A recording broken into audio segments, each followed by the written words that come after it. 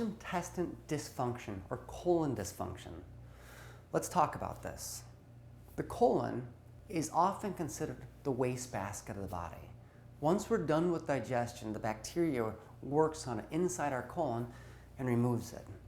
So many people in America have colon dysfunction today.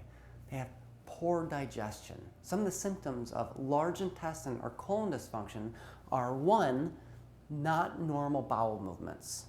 A normal bowel movement happens 1 to 2 times a day. It should be large, brown, well-formed.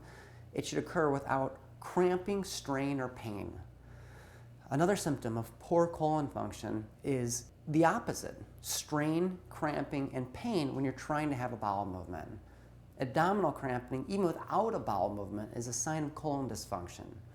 Digestive upset, especially after eating things like carbohydrates or bread and noodles. And with that digestive upset, gas. And so any type of lower bowel gas is a sign of colon dysfunction. It doesn't matter whether it's odorless, moderate, or terribly offensive. The worse your colon, the worse smelling the gas. And then finally, what your stools look like. If your stools are small and round and hard, or if they're pencil thin, or if they're pasty or fatty, or if you actually see fat or undigested food in your stools, it's a sign that your liver's not doing its job. And then finally, really bad smelling stools. You clear the bathroom for about 30 minutes afterwards. And so there's some simple tests without having to necessarily go and get a colonoscopy or have a doctor tell you.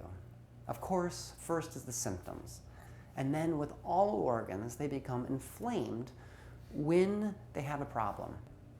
First, you start where your small intestine meets your large intestine. This is called the ileocecal valve, and it's halfway between your belly button and the bone in the front of your pelvis called the ASIS.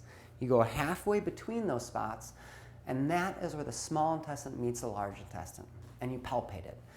You push with about 5 pounds of pressure, and you feel in there. And then you work up. You slowly work up the colon, right up to where your right rib cage is, and then you measure. That's your ascending colon. And you measure for tenderness every inch or so. And then you measure from the right rib cage across to the left rib cage. This is the transverse colon. And note any spot where there's pain. And then finally, you go from your left rib cage all the way back down to the same spot as the ileocecal valve on the right. On the left side, it's called the bowels of Houston, and there's 3 of them. And if these are tender, then it's a sign of colon dysfunction. Most times, people will get it where the colon starts and where it finishes. Another interesting way that you can measure colon dysfunction is actually the sides of the legs. On the sides of your legs, also known as the iliotibial band, there's something called Chapman's reflexes.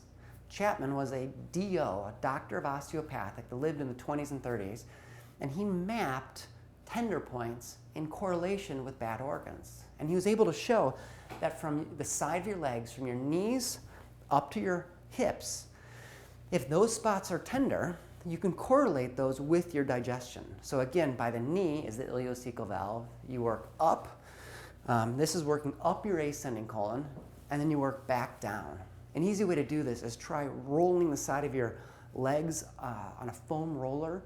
And if you notice, when going along the foam roller, there's a spot that's really tender, it's probably a sign of actually liver and colon dysfunction, but mostly colon. And so, what's the solution? Well, there's a lot of things that go into a healthy colon.